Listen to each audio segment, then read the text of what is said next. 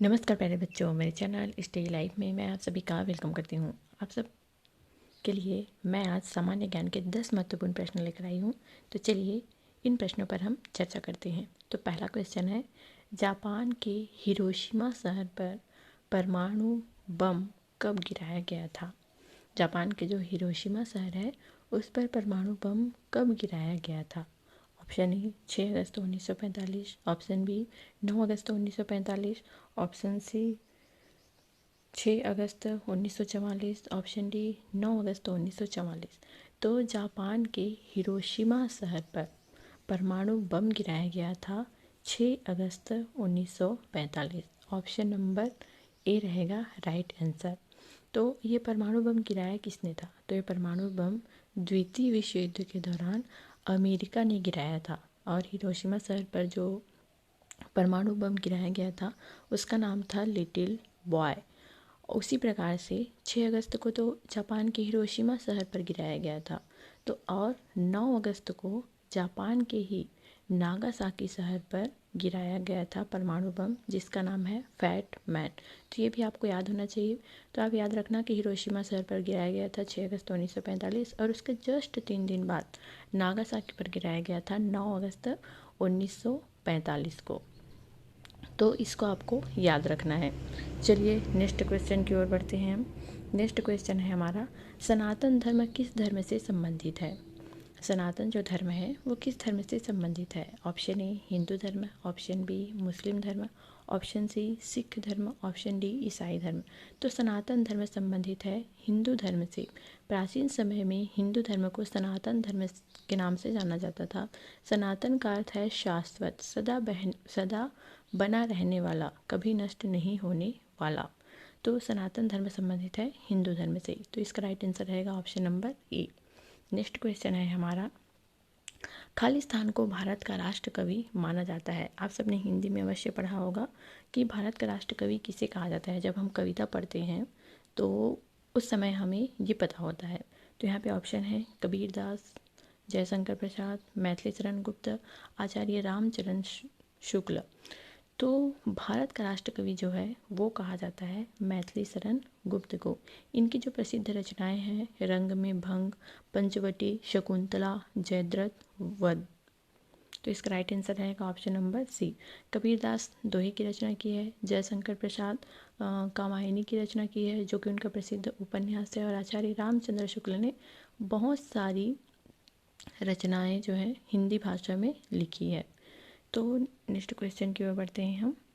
भारतीय संविधान का जनक किसे माना जाता है? Doctor Rajendra Prasad, Mahatma Gandhi, Jawaharlal Nehru, doctor Bhimrao Ambedkar.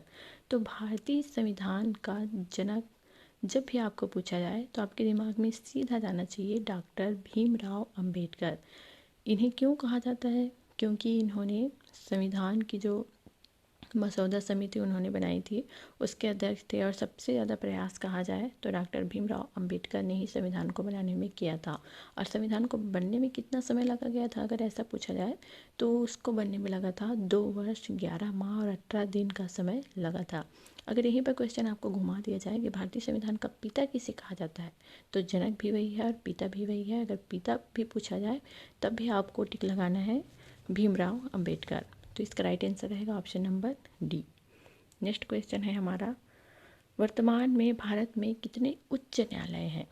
वर्तमान में मतलब अभी के समय में भारत में कितने उच्च न्यायालय हैं? तो वर्तमान में भारत में कुल उच्च न्यायालय हैं। ऑप्शन दिए गए हैं 22, 23, 24 और 25। तो वर्तमान में भारत में उच्च न्यायालय है 25। 25वां जो उच्च न्यायालय है वो आंध्र प्रदेश के अमरावती में है। तो इसका राइट आंसर रहेगा option number D. Next question है हमारा,